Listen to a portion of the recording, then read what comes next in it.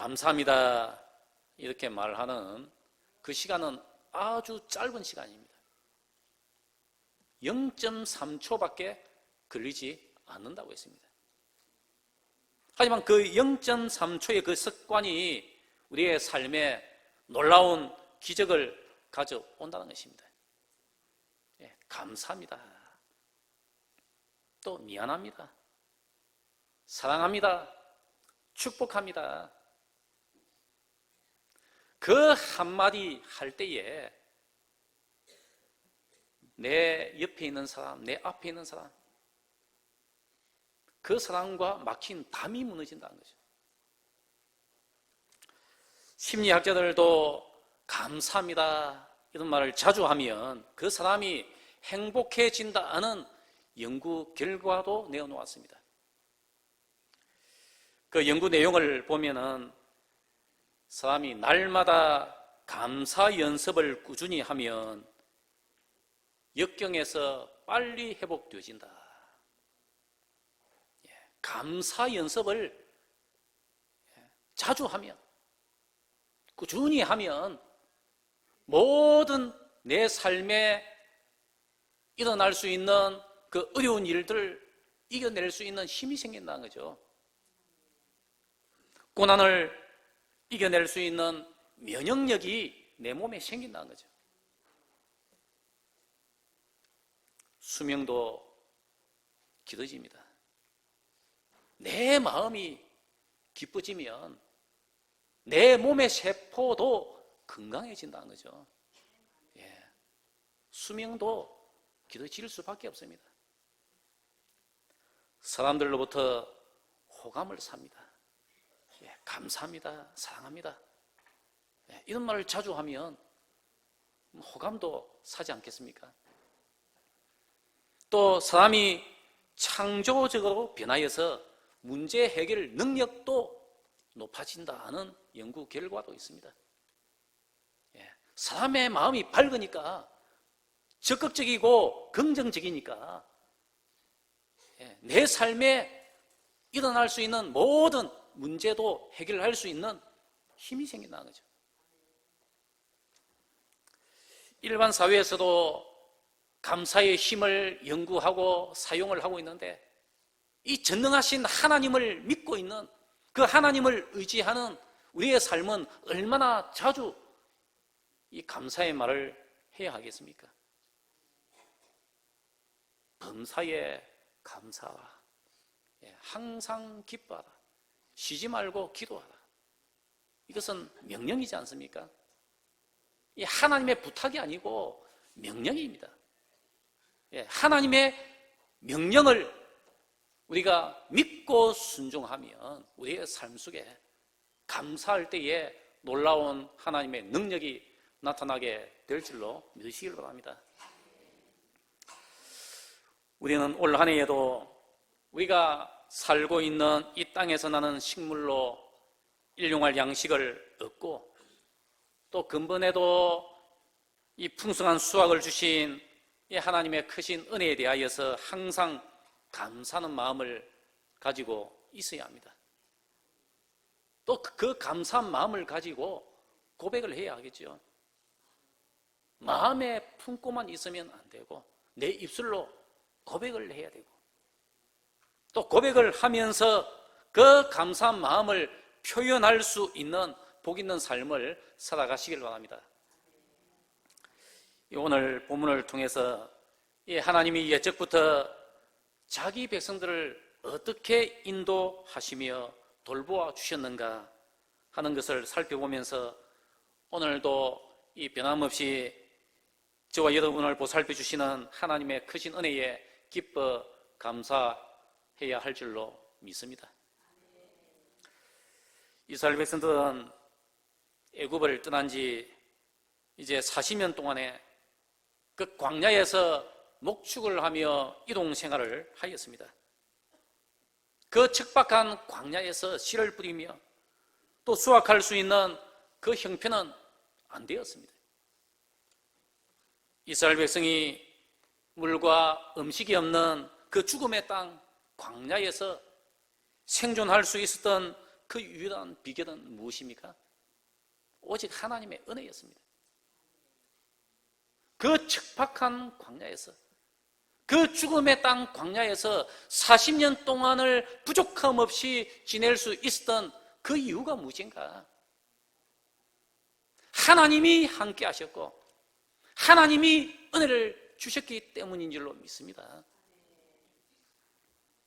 마침내 이스라엘 백성이 광야 40년의 긴 세월을 청산하고 하나님께서 약속하신 그 땅에 도착을 했습니다. 하나님께서 허락하신 땅은 척박한 땅이 아니었습니다. 하나님께서 말씀하시고 약속하신 그 땅은 어떤 땅이었습니까? 꿀과 젖과 꿀이 흐르는 복된 땅이었다고 했습니다. 하나님이 주신 땅은 광야와 같은 척박한 땅, 살 수 없는 땅이 아니고 그 땅에서 하나님의 말씀을 의지하여서 그 하나님의 말씀에 순종하면 늘 풍족할 수 있는 그와 같은 복된 땅이었다는 거죠. 이스라엘 백성이 이곳에 도착하여서 처음으로 그 땅에서 난 식물을 먹고 무교병을 만들어 먹고 곡식을 볶아 먹었습니다. 12절 말씀을 한번 보십시오. 그 땅의 소산물을 먹은 그 다음 날에 만나가 그쳤다. 하나님이 주신 그 땅에 도착하여서 그 땅에서 나는 소산을 먹은 그 다음 날 만나가 그쳤습니다. 만나가 그친 이후에 다시는 그 만나를 보지 못하였고 그 해에 그 가나안 땅에 소출을 먹었다. 성도 여러분, 이스라엘 백성들에게 일어난 이 생활의 변화를 보십시오. 이 생활의 변화는 엄청난 변화입니다. 신광야 시절부터 40년간 매일 하루도 빠짐없이 뭘 먹고 지내왔습니까? 하나님이 주신 만나를 공급받아서 생명을 이어왔습니다. 그 삶이 40년이었습니다. 40년 동안을 만나 없이는 살지 못하였고 만나와 함께 살던 삶이었습니다. 이런 삶에서 완전히 삶이 바뀝니다. 꿈에도 소원했던 그 약속의 땅 가나안 땅에 정착하여서 그 땅에서 나는 음식을 먹었을 때 그 땅에서 농사를 짓고 그 땅에서 거둔 것으로 먹는 그 삶의 방식은 완전히 뒤바뀐 일상을 보여주고 있는 모습입니다. 이제 그 땅에 입성한 이후에 만나 공급이 중단이 되어졌습니다. 만나 공급이 중단이 되어졌다고 해서 하나님께서 그 백성을 사랑하지 아니하였다. 맞습니까? 예, 아니지 않습니까? 만나는 공급이 중단되어졌지만 여전히 하나님은 자기 백성들과 함께 하셨고 자기 백성들을 사랑하셨다는 거죠. 하나님의 사랑이 식어서 그 만나 공급이 중단되었던 것은 아닙니다. 하나님께서 더 그 백성을 복되게 해 주시기 위하여서 하나님의 그 약속을 이루시기 위하여서 만나는 이제 더 이상 내려오지 아니하였고 그 땅에서 나는 것을 가지고 그 백성을 먹여주셨던 거죠. 여기서 이 하나님은 우리에게 무엇을 교훈해 주고 있는 것입니까? 우리의 사는 모든 것이 어떤 형편에 있든지 하나님의 은혜였음을 고백해야 한다는 거죠. 내가 어느 형편에 있든지 하나님께서는 여전히 나와 함께 하시고 나에게 복을 주신다는 것입니다. 모든 것이 하나님의 은혜가 아니면 살아갈 수가 없다는 거죠. 우리가 무엇을 하든지 어떤 형편에 있든지 하나님의 은혜 가운데서 사는 것입니다. 먼저 하나님의 특별한 은혜가 필요한 경우에 하나님은 우리의 삶 속에 이적적인 방법을 통하여서 역사해 주신다는 거죠. 그때에도 우리는 하나님 앞에 감사해야 됩니다. 우리가 믿는 하나님은 어떤 하나님이죠? 초자연적인 능력으로 스스로 계시는 전능자 하나님이십니다. 우리가 믿는 하나님이 이런 하나님이죠. 우리가 처해 있는 모든 환경을 아시는 전능자 하나님이십니다. 아실 뿐만 아니라 우리의 필요를 따라서 모든 것을 공급해 주시고 또 가장 복된 길로 인도해 주시는 전능자 하나님이심을 믿으시기 바랍니다. 이스라엘 백성들은 이 하나님이 베풀어 주신 크신 이적으로 애굽을 나왔습니다. 그 어떤 민족에도 없었던 그 엄청난 이적을 통하여서 하나님이 애굽의 포악에서 자기 백성들을 건져주셨다는 거죠. 10가지의 재앙이 보통 이적입니까? 아니지 않습니까? 또한 홍해가 앞에 놓여 있었을 때에 홍해를 육지같이 건너가게 하셨다. 마른 땅같이 건너가게 하셨다. 하나님이 밤새 동풍을 불게 하여서 물길을 여셨다는 거죠. 이 하나님의 엄청난 능력입니다. 전능하신 능력이죠. 애굽에서 구원을 받아 나온 지 2달쯤 지났습니다. 엘림과 시내산 사이에 있는 신광야에서 이제 진을 쳤습니다. 이곳은 광야입니다.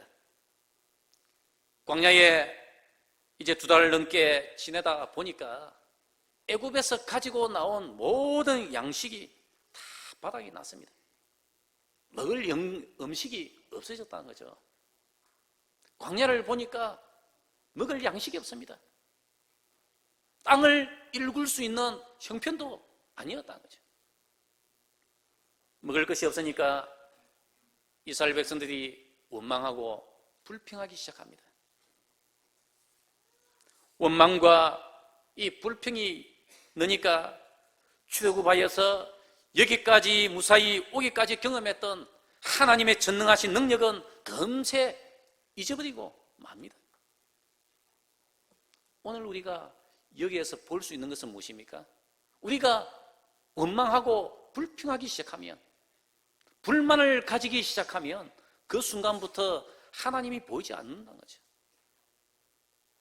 지금까지 내 삶을 인도하시고 역사하셨던 그 하나님이 내 불평 한마디에 그 하나님은 온데간데 없이 내 눈에 보이지 않는다는 거죠. 하나님은 여전히 나와 함께 계시는데 내 눈이 어두워져서 그분을 보지 못한다는 거죠. 무엇 때문입니까? 원망과 불평 때문이죠. 원망과 불평투성이던 백성들에게 하나님은 놀라운 자비와 은혜를 베풀어 주셔서 뭘 주십니까? 희고 꿀 섞인 과자 같은 만나를 아침부터 하늘에서 마치 비처럼 풍성하게 내려주셨다는 것입니다. 하나님이 그 이스라엘 백성들의 원성과 불평에 못 이겨서 만나를 주신 것입니까? 아닌 것입니다. 이 만나는 하나님께서 이미 계획해 놓으신 것입니다. 하나님께서 이스라엘 백성들이 그 광야길을 걸어가실 때에 자기 백성들이 죽여 죽는 것을 도저히 보실 수 없는 하나님이십니다. 하나님은 누구보다 자기 백성의 형편을 너무나 잘 아십니다. 광야는 씨를 뿌릴 수 없고 추수할 수 없는 형편인 줄 아십니다. 물과 음식이 없는 그 땅을 계속해서 진군해야 하는 그 백성의 고통을 아시는 하나님이십니다. 자기 백성들에게 무엇이 필요한가 너무나 잘 아시는 하나님이죠. 이스라엘 백성들이 조금만 참고 인내했으면 하나님께서 구하지 아니하여도 만나는 내려 주셨다는 거죠. 오늘 우리의 삶도 마찬가지입니다. 우리가 원망하고 불평하고 그렇게 하나님 앞에 믿음 없는 말을 내뱉기 전에 하나님께서 주실 그 은혜와 복을 기대하는 그런 마음을 가져야 할 줄로 믿습니다. 엘리야가 하나님의 일을 하다가 아합에게 쫓기지 않습니까? 이세벨에게 쫓깁니다. 시냇가에 숨어 지낼 때에 하나님은 그 엘리야의 형편을 아시고 초자연적인 방법을 사용하십니다. 그 초자연적인 방법이 무엇입니까? 까마귀를 통하여서 음식을 날라주시고 먹여주셨다는 것입니다. 하나님은 결코 자기 백성의 그 어려움을 못 본 채 하지 아니하신다는 거죠. 그 어려움이 혹은 자연의 법칙을 벗어난 것이라 할지라도 자기 자녀의 안정과 행복을 위한 것이라면 기꺼이 초자연적인 이적의 방법을 사용하여서 역사하시는 우리 하나님이신 줄 믿으시기 바랍니다. 하지만 이스라엘 백성들은 하나님이 주실 때까지 참지 못하고 원망하고 불평하고 말았습니다. 이것은 결국 하나님의 약속에 대한 신뢰의 문제였고 믿음의 문제지 않습니까? 내가 하나님을 얼마나 신뢰하고 믿고 있느냐? 하나님은 일찍이 그 조상들 아브라함과 이삭과 야곱에게 이 백성을 애굽에서 이끌어내어서 내가 지시한 약속의 땅으로 인도하시겠다고 약속을 하셨습니다. 또한 모세를 통해서도 충분한 그 약속을 보여주셨습니다. 하지만 이스라엘 백성은 1차원적인 의식주의 문제 앞에서 하나님의 그 위대한 약속을 망각해 버리고 맙니다. 하나님의 약속을 까맣게 잊어버리고 오히려 그 약속을 공수표로 만들고 만 것입니다. 출애굽기 16장 3절 말씀에 보니까 우리가 애굽 땅에서 고기 가마 곁에 앉았을 때와 떡을 배불리 먹던 때에 여호와의 손에 죽었다면 좋았을 것을 너희가 이 광야로 우리를 인도하여 내어 이 온 회중으로 줄여 죽게 하는도다 하고 원망합니다. 하나님께 원망한 소리였습니다. 성도 여러분, 이 오늘날 우리 또한 광야와 같은 삶을 살아가고 있습니다. 이 광야와 같은 세상 속에서 우리가 믿음으로 구원의 약속을 받았고 그 약속을 의지하여서 우리는 믿음으로 이 세상을 지나가야 합니다. 이 세상을 지나갈 때에 의식주의의 생활로 말미암아서 우리가 어려움에 직면할 수가 있습니다. 내 삶이 힘들 수도 있다는 거죠. 세상이 주는 여러 가지 힘든 순간을 만날 수도 있습니다. 이때 우리에게 필요한 것은 무엇입니까? 주님께 대한 확고한 믿음입니다. 그 순간에도 변함이 없는 주님께 대한 확고한 믿음이 있어야 한다는 거죠. 특별한 환경에서는 우리 하나님이 비상한 방법으로 우리의 쓸 것을 공급해 주신다는 그 믿음, 비상한 믿음이 우리에게 필요한 것입니다. 이것을 가르쳐 주시기 위해서 주신 말씀이 신명기 8장입니다. 신명기 8장 2절로 3절 말씀에 이런 말씀을 하고 있습니다. 내 하나님 여호와께서 이 40년 동안에 내게 광야길을 걷게 하신 것을 기억하라. 하나님은 자기 이스라엘 백성들에게 늘 말씀을 주실 때에 기억해야 한다고 말씀하십니다. 기억하라. 이는 너를 낮추시며 너를 시험하사 내 마음이 어떠한지 그 명령을 지키는지 지키지 않는지 알려 하십니다. 너를 낮추시며 너를 줄이게 하시며 또 너 알지 못하며 내 조상들도 알지 못하던 만나를 내게 먹이신 것은, 만나를 주신 것은, 너희에게 만나를 주신 것은 목적이 무엇입니까? 사람이 떡으로만 사는 것이 아니다. 여호와의 입에서 나오는 모든 말씀으로 사는 줄을 내게 알게 하려 하십니다. 이것이 하나님의 목적입니다. 광야 40년 동안에 만나를 가지고 자기 백성을 먹이신 그 이유가 무엇인가? 우리가 이 말씀에 의지하여서 우리의 위급한 환경에서는 이 하나님이 우리를 비상한 방법으로 인도해 주신다는 것을 믿어야 됩니다. 그 사실을 믿고 오늘도 우리가 그 믿음을 가지고 모든 것이 하나님의 은혜였다고 고백할 수 있는 그 믿음을 가지고 감사할 수 있어야 한다는 거죠. 모든 것이 하나님의 은혜였습니다.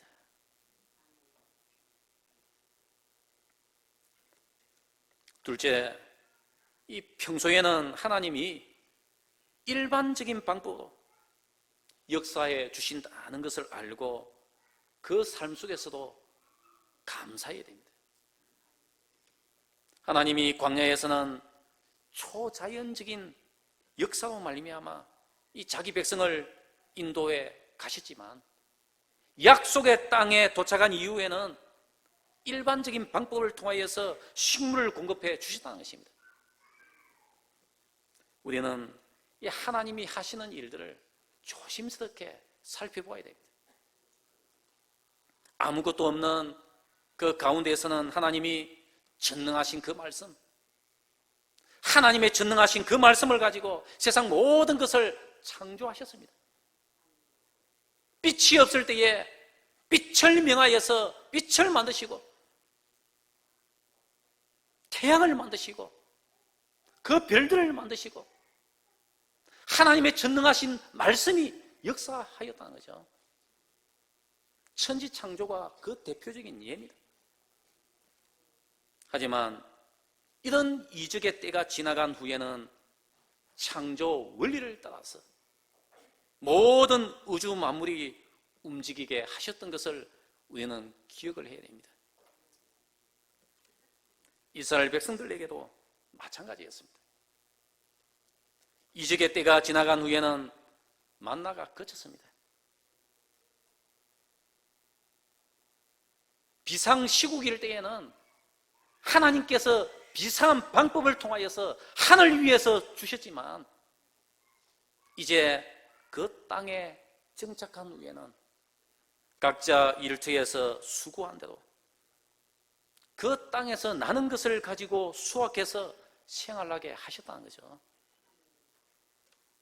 이런 삶의 방식을 통하여서 이스라엘 백성들은 무엇을 깨닫고 감사해야 합니까? 이적들 속에서만 하나님은 계시지 아니하시고 조용한 자연 속에서도 농사짓는 삶 속에서도 평범한 일상생활 속에서도 여전히 하나님이 우리와 함께 하신다는 것을 알아야 했던 것입니다. 하나님의 백성이 이적적인 은혜 속에서 사는 생활과 또 일반적인 은혜 속에서 사는 생활 속에서 어느 것을 더 원할 것 같습니까? 저도 마찬가지입니다. 이적적인 은혜의 삶을 더 원할 것 같습니다. 이적적인 은혜를 날마다 경험하고 싶어 한다는 거죠. 하지만 하나님은 그 이적적인 생활 속에서 믿는 믿음보다 일반적인 생활 속에서 믿는 그 믿음을 훨씬 더 높게 평가해 주신다는 것입니다. 이적적인 은혜의 증거였던 만나는 우리가 바꾸어 생각해 볼 때에 고달픈 광야의 그 현실이 그들과 함께 했음을 보여주는 하나님의 흔적이었습니다. 고달픈 그 광야 속에서 하나님이 나와 함께 해주셨다. 어떻게 알 수 있습니까? 만나를 통하여서. 만나를 통하여서. 하지만 평범한 일상생활 속에서는 만나는 없지만 여전히 나와 함께 계시는 그 하나님을 믿는 그 믿음을 하나님은 더 기뻐하신다는 거죠. 요한복음 20장 29절 말씀해 보시면은 의심하는 제자 하나가 나옵니다. 의심하는 도마가 제자들이 부활하신 주님을 만났다는 그 말을 믿지 못하고 있다가 조금 후에 부활하신 예수님을 자기가 직접 만납니다. 예수님을 친히 만난 후에 믿음으로 신앙을 고백합니다. 그때 예수님께서 주신 말씀이 무엇입니까? 너는 나를 본 거로 믿느냐? 보지 못하고 믿는 자가 더 복됐다. 보고 믿는 자보다 보지 못하고 믿는 자가 더 하나님 앞에 복을 받는다는 거죠. 그 믿음을 더 하나님께서 귀하게 여기신다는 거죠. 오늘 우리는 그런 믿음을 가지고 살아가고 있는 것입니다. 오늘 우리가 만나를 경험합니까? 아니지 않습니까? 오늘 우리가 2000년 전에 그 예수님을 만났습니까? 아니지 않습니까? 그럼에도 불구하고 우리가 그 믿음을 가지고 살아갑니다. 하나님은 그 믿음을 더 크게 보시고 복되게 보시는 줄로 믿으시길 원합니다.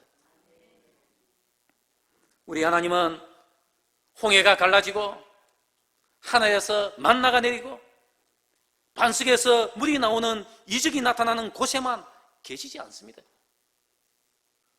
우리가 땅을 일구고 그 땅에 씨를 심고 열매를 맺어 수확하는 그곳에도 여전히 우리와 함께 하시는 하나님이십니다. 우리 하나님은 오병이어로 5,000명을 먹이시는 게네산의 그 언덕에만 계시지 않습니다. 우리 성도들이 식탁 위에 둘러앉아서 주의 이름으로 기도하고 서로 축복하며 음식을 나누는 그 자리에서도 여전히 함께 하시며 복을 주시는 전능하신 하나님이신 줄 믿으시길 바랍니다. 우리 하나님은 초자연적인 능력으로 물 위를 오시는 그 이적의 장소에만 계시지 않습니다. 주의 사명을 따라서 학교에서 열심히 공부할 때에 그곳에 여전히 하나님은 함께 하십니다. 직장에서 업무에 충실히 수고할 때에 그 직장 속에서도 여전히 우리 하나님은 함께 하신다는 거죠. 가정에서 주부가 열심히 가족을 위하여 수고할 때에 우리 하나님은 그 가정에 여전히 동행하시고 함께 하십니다. 평범하게 살아가는 그 모든 일상생활 영역 속에 우리 하나님은 변함없이 자기 백성들과 동행하여 주시는 줄로 믿으시길 바랍니다. 중요한 것은 우리가 일을 하는 이 모든 세계는 하나님이 만드신 곳입니다. 우리 하나님이 지으신 것입니다. 주님께서 우리에게 허락하신 삶의 현장입니다. 오늘 나에게 주신 삶의 현장입니다. 이런 삶의 현장 속에서 우리가 결코 세상에 흔들리지 않는 그 믿음을 가지고 살아갈 때에 우리와 함께 하시는 하나님의 돌보심 속에서 우리가 주님을 늘 기뻐하며 모든 것이 하나님의 은혜였다고 고백할 수 있는 감사의 삶을 살아갈 수가 있는 것인 줄로 믿으시길 바랍니다. 우리의 마음속에, 우리의 삶 속에 모든 것이 하나님의 은혜였습니다. 이 고백을 하나님은 가장 기뻐하십니다. 우리 주님께서 오실 때까지 우리는 변함없이 우리 하나님 앞에 고백해야 됩니다. 감사해야 됩니다. 우리를 먹이시고 우리를 입히시고 우리를 채워주시는 그 하나님 앞에 감사해야 됩니다. 이스라엘 백성들이 광야 40년 동안에 늘 만나를 먹고 살았습니다. 하나님의 은혜 가운데 요단강을 건넜고 그달 14일 저녁에는 여리고 평지에서 유월절을 지켰다고 했습니다. 또한 유월절 이튿날에 그 땅의 소산물을 먹었습니다. 그 땅의 소산물을 먹은 그 다음날 아침부터 만나는 볼 수가 없었습니다. 평소에는 자신들이 쳤던 장막 주위에 매일 아침마다 만나가 수북히 내려 쌓였었는데 이제는 밖을 나가도 만나는 보이지 않습니다. 만나가 사라졌다고 해서 하나님이 내 곁을 떠나신 것은 아닙니다. 그 대신 하나님은 그 땅에서 나는 소출로 자기 백성을 먹이시고 입히시고 풍족한 삶을 살아가게 해 주신 줄로 믿으시길 바랍니다. 앞으로도 계속하여서 우리 하나님을 의지하는 백성들에게 변함없이 먹이시고 입히시고 채워주시는 그 하나님을 늘 기억해 주시길 바랍니다. 혹시 여러분이 하시는 일들 위에 예기치 못한 환경과 어려움이 있습니까? 전과 비교해 볼 때에 환경이 바뀌어서 앞으로 어떻게 살아가야 할 것인가 심리 염려가 되십니까? 우리는 우리가 처한 환경과 어려움을 보고 너무 염려하지 말아야 됩니다. 무엇 때문입니까? 우리에게는 하나님이 계시고 아버지가 계십니다. 나에게 있는 이 문제 하나님께 맡기시고 하나님을 전적으로 의지하시길 바랍니다. 하나님을 의지하면 하나님은 동일하게 역사하시고 비상한 시국에는 비상한 방법으로 우리에게 믿음을 주시고 그 믿음을 따라서 살게 해 주시는 것입니다. 하나님의 사랑과 그분의 채우심의 은혜는 그리스도 안에서 결코 변하지 않습니다. 우리가 그리스도 안에 있는 한 하나님의 사랑은 하나님의 은혜는 변함이 없습니다. 우리의 환경이 변하여서 일시적으로 내 삶이 힘들 수는 있지만 믿음으로 하나님의 은혜를 구하시고 하나님의 지혜를 구하시고 오직 하나님만을 의지한다면 하나님은 반드시 우리를 지켜주시고 보호해 주시고 인도해 주실 것입니다. 반드시 선하고 복된 길로 인도해 주실 전능하신 하나님을 의지하시며 그분을 믿고 살아가시길 바랍니다. 우리가 전심으로 그분의 도우심을 구하면 하나님은 우리의 형편을 아시고 모든 것을 합력하여 선을 이루어 주실 것입니다. 넉넉하게 채워주실 것입니다. 항상 하나님 앞에 감사할 수밖에 없는 형통한 삶을 허락해 주실 것입니다. 오늘도 마땅히 그 은혜의 하나님을 찬송하면서 우리의 사는 모든 것이 하나님의 은혜였다고 고백하시길 바랍니다. 모든 것이 하나님의 은혜였습니다. 하나님이 하셨습니다. 또 하나님께서 하실 줄을 믿습니다.